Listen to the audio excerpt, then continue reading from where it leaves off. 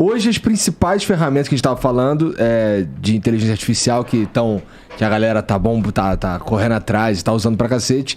ChatGPT, Midjourney. O Midjourney funciona tipo o ChatGPT?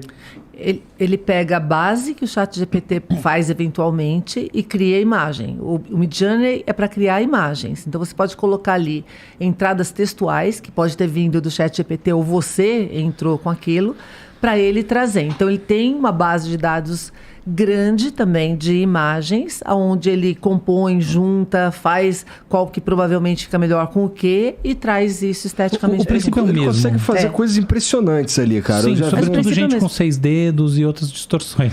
Cara, mas eu já criativo. Então, de novo, por que ele faz dedos pessoas com 6 dedos? Da mesma forma que ele escreve o nome do meu livro errado.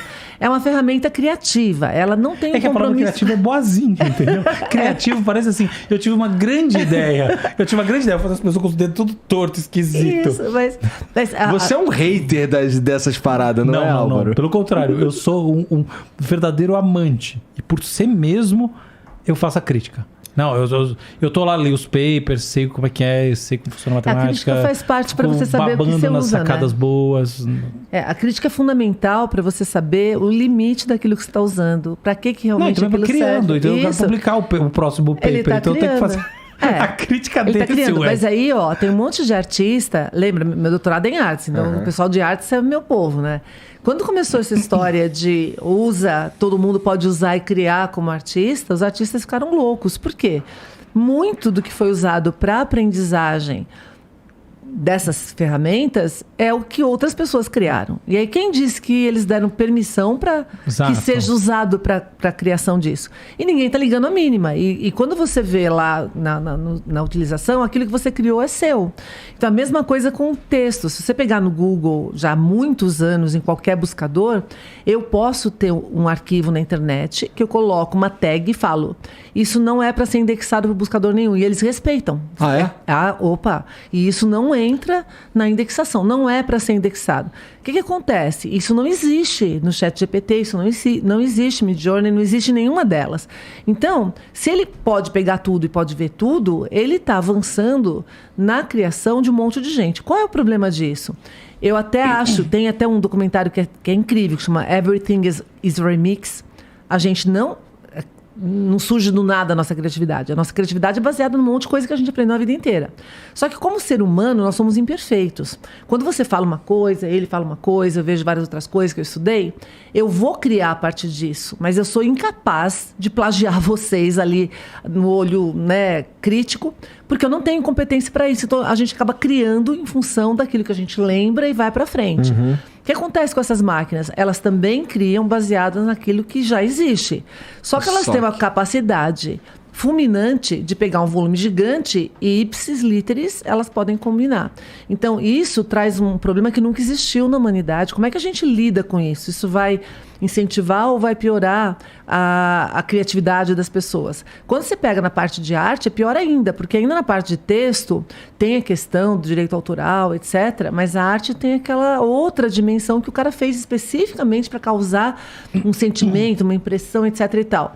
E aí, o que os artistas estão fazendo para tentar combater isso? Eles estão pedindo para a ferramenta criar coisas usando coisas que são copyright, como Mickey, dos grandes estúdios. Então, se você gerar, por exemplo, um Mickey perverso, e isso começa a existir, isso é meu, a Disney não vai gostar. Para que os grandes estúdios comecem a fazer pressão numa regulamentação da criação de alguma tag, para você poder dizer isso não é uma coisa que é para ser colocada na aprendizado de máquina. E aí também tem que fazer um alerta para quem está usando o ChatGPT, não coloque dados sensíveis ou informações classified, sigilosas, na ferramenta, porque ela está aberta para aprender, você não sabe para onde que isso vai, e se isso vai ser utilizado de alguma forma. Daqui a pouquinho uma coisa que você tem que é sigilosa da sua organização, ou é algo que não é para, ou ainda é inédito no caso de papers, você coloca para ele validar, ou para ele melhorar o inglês, ou para ele fazer alguma coisa diferente, e você está contribuindo com aquilo em algum grau. Então, de novo, tem que tirar a ingenuidade no uso dessas ferramentas e entender como elas funcionam. Entendi. Porra. Sobre o lance dos artistas e tal, e de pressão pra pra regulamentar isso tudo aí. Cara, eu realmente não sei o que pensar. Na verdade, a minha primeira reação é... Porra, cara, não sei se precisa. Afinal, tudo que o robô consegue fazer é copiar, é imitar. Não, ele reconstrói, ele faz um mix. Não, tudo bem, mas ele faz um mix de coisas que já existem e tal, não é? Então, ele não é capaz de criar uma parada. Mas o que é criar muitas vezes se não recombinar? É mixar, isso que eu ia falar. O que é criatividade? É isso mesmo. Muitas vezes a criatividade é mera recombinação. Pensa nas músicas do Gera Samba, não é uma música só? Coitado do Gera Samba.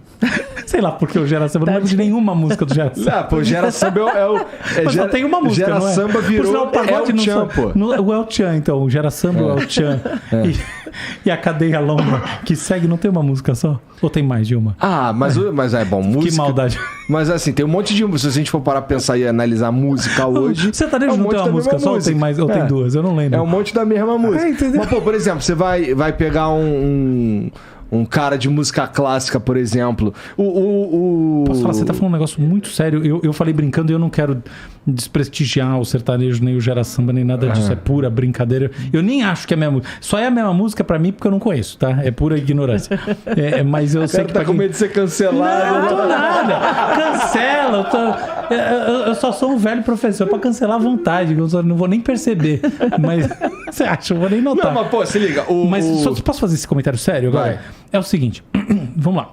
No mundo das construções que a gente chama de artísticas, a gente tem coisas que são 90 e tantos %, que basicamente prolongam o que um cara chamado Derrida, que só escrevia coisas incompreensíveis e que dava um truque para parecer mais difícil do que chamava de escritura.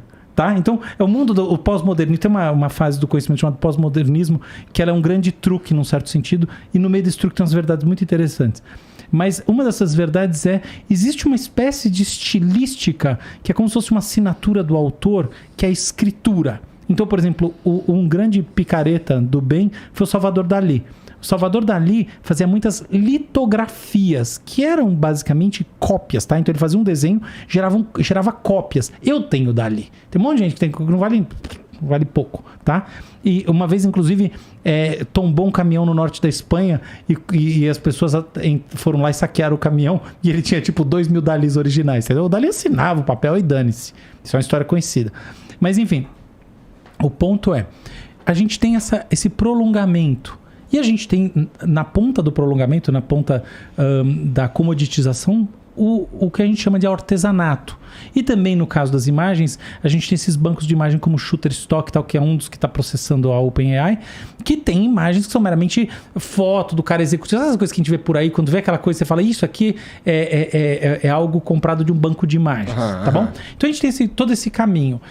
Esse caminho é um caminho de reconstrução. O sujeito não vai criar imagens para o banco do Shutterstock pensando criativamente o que ele tem que fazer. Pelo contrário, ele precisa de uma série grande e ele precisa de variações no mesmo tema, porque muita gente busca a mesma coisa. O Dalí, vendendo litografia, ele não está efetivamente trazendo os paradigmas mais profundos da arte à tona em cada caso, mas ele está pensando assim, existe um público muito grande que é tipo Romero Brito, entendeu? Romero Brito e seus pratos de plástico, entendeu? Que você tem na cozinha embaixo da pilha toda. É isso.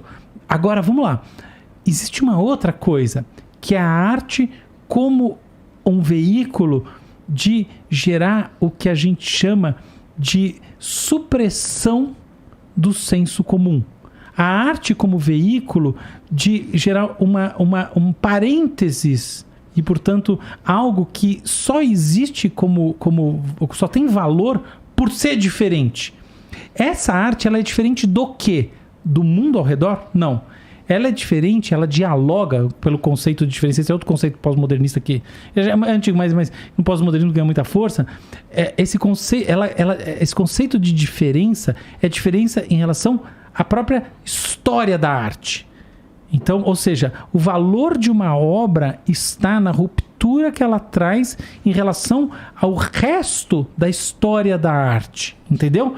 Neste caso, existe algo que é pensado, e que é pensado não simplesmente esteticamente, o que é bonito, o que é legal, o que é interessante, mas é pensado à luz de quais são os movimentos artísticos que estão acontecendo e o que tem de quente para acontecer agora. Então, tem brasileiros magníficos que são artistas de verdade, artista com A maiúsculo, caps lock, que fazem exatamente isso. O Tunga, tem... Cara, você cansa de ver. Você vai em Inhotim, você cansa de ver gente que tem essa capacidade, que é artista mesmo, que faz isso. Eu tenho uma coleçãozinha da Mira Schendel. A Mira Schendel fazia isso mesmo. E muitas vezes eu rabisco na tela. Mas quando você olha do ponto de vista da história da arte, você fala, cara, tem mesmo uma ruptura.